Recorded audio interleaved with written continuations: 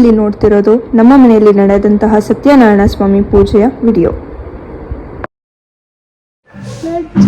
Hi. Hi. Hello. You are. Hello. Who's you?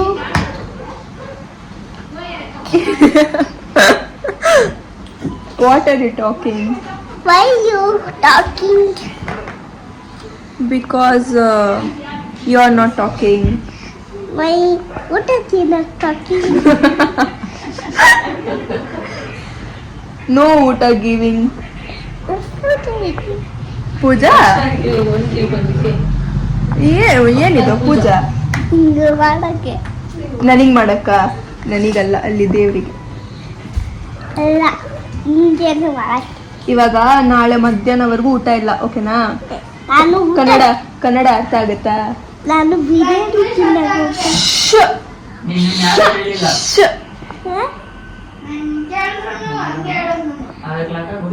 ನಾವು ಹಿಂಗೆ ಹೇಳೋದು. ಹೆಂಗೆ ಹೇಳೋದು ನೀವು? ಹಿಂಗೆ ಹಿಂಗೆ ಅಂದ್ರೆ ಹಿಂಗೆ ಹಿಂಗೆ ಆ ಥರ ಹಿಂಗೆ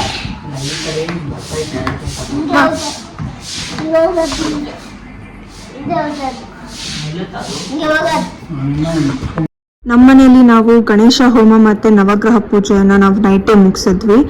ಆ್ಯಂಡ್ ಇದು ಫಸ್ಟ್ ಟೈಮ್ ನಾನು ಸತ್ಯನಾರಾಯಣ ಸ್ವಾಮಿ ಪೂಜೆಗೆ ಕೂತಿದ್ದು.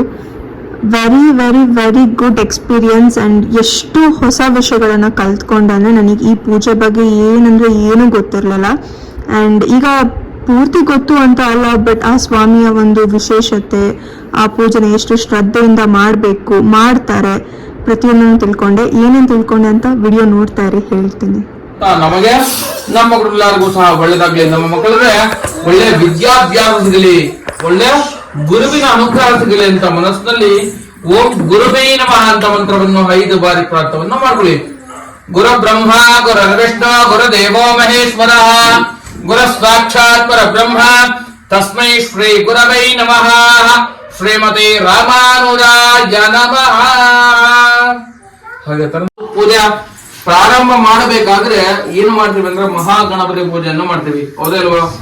ಆ ವಿಶೇಷವಾಗಿ ಆ ಮಹಾಗಣಪತಿ ಮನಸ್ಸಿನಲ್ಲಿ ಸ್ಮರಣವನ್ನು ಮಾಡ್ಕೊಳ್ಳಿ. ಭಗವಂತ ನಿಮ್ಮ ಅನುಗ್ರಹದಿಂದ ನಾನು ಒಂದು ಪೂಜಾ ಕಾರ್ಯಕ್ರಮವನ್ನು ಮಾಡುತ್ತಿದ್ದೇನೆ ಸ್ವಾಮಿ, ಈ ಪೂಜೆ ಏನೇ ಒಂದು ವಿಘ್ನ ವಿನಾಗಳು ಬರಬಾರದು ಸ್ವಾಮಿ ಅಂತ ಮನಸ್ಸಿನಲ್ಲಿ ಓಂ ಗಣೇಶಾಯ ನಮಃ ಅಂತ ಮಂತ್ರವನ್ನು 5 ಬಾರಿ ಪ್ರಾರ್ಥವನ್ನು ಮಾಡ್ಕೊಳ್ಳಿ.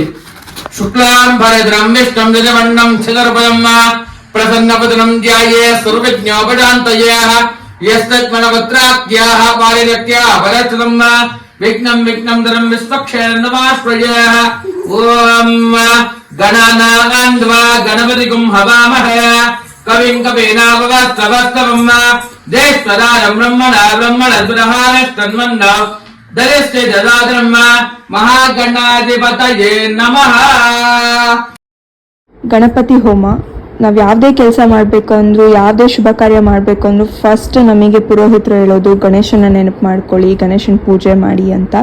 ಸೊ ನಮ್ಮ ಪೂಜೆನೂ ಗಣೇಶನ ಹೋಮದಿಂದ ಸ್ಟಾರ್ಟ್ ಆಯಿತು. ಆ್ಯಂಡ್ ಪೂಜೆ ಎಲ್ಲ ಮುಗಿದು ನಾವು ಮಲ್ಗೋಷ್ಟರಲ್ಲಿ ಆಲ್ಮೋಸ್ಟ್ 1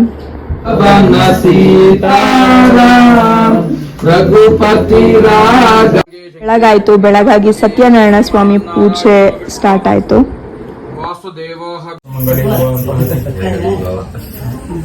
ದೇಶಾಂಗೇ ಶಂಕೇ ಚಕ್ರೀಧರಂದಕೇ ಶ್ರೀಮಾನ್ ನಾರಾಯಣ ವಿಷ್ಣುರ್ವಾಸುದೇವಃ.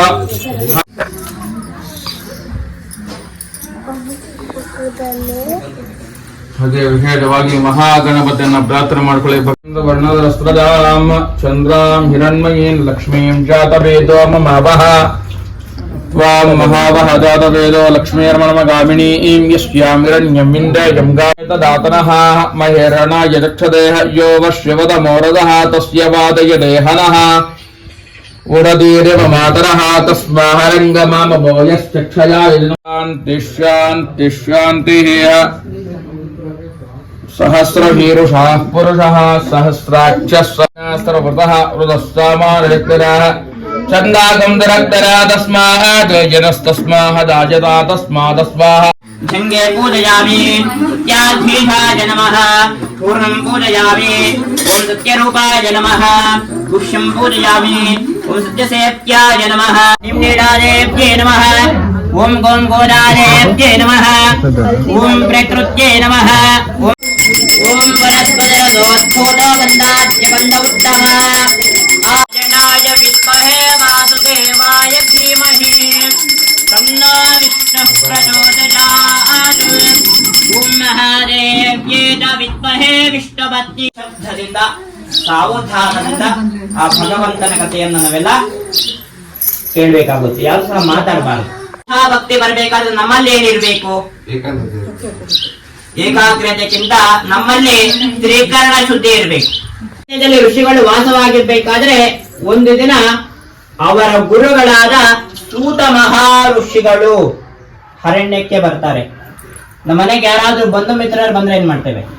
ಭಗವಂತನ ಪೂಜೆಯಲ್ಲಿ ಇಷ್ಟು ಶಕ್ತಿ ಇದೆಯಾ ಅಂತ ತಿಳಿದುಕೊಂಡು ಅವರು ಕೊಟ್ಟಂತಹ ದವಸ ಧಾನ್ಯಗಳನ್ನು ತೆಗೆದುಕೊಂಡು ಮನೆಗೆ ಬಂದು ಆ ದವಸ ಧಾನ್ಯಗಳನ್ನು ಇಟ್ಟು ಭೂಲೋಕದಲ್ಲಿ ಮೊದಲಿಗೆ ಬ್ರಾಹ್ಮಣ ಕಾಶಿ ಕ್ಷೇತ್ರದಲ್ಲಿ ಲಕ್ಷ್ಮೀ ಸಮೇತ ಸತ್ಯನಾರಾಯಣ ಸ್ವಾಮಿ ವ್ರತವನ್ನ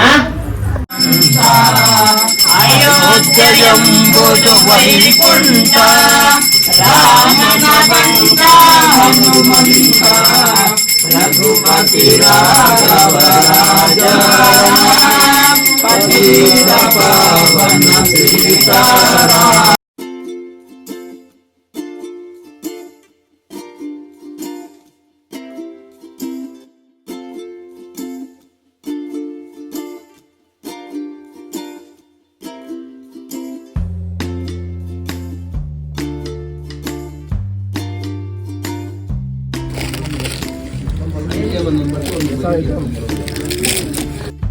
ಸತ್ಯನಾರಾಯಣ ಸ್ವಾಮಿ ಕಥೆಯನ್ನ ನಾನು ನನ್ನ ಲೈಫಲ್ಲಿ ಯಾವತ್ತೂ ಕೇಳಿರಲಿಲ್ಲ. But for the first time ನಾನು ಪೂರ್ತಿ ಕಥೆಯನ್ನ ಕೇಳಿದ್ದು.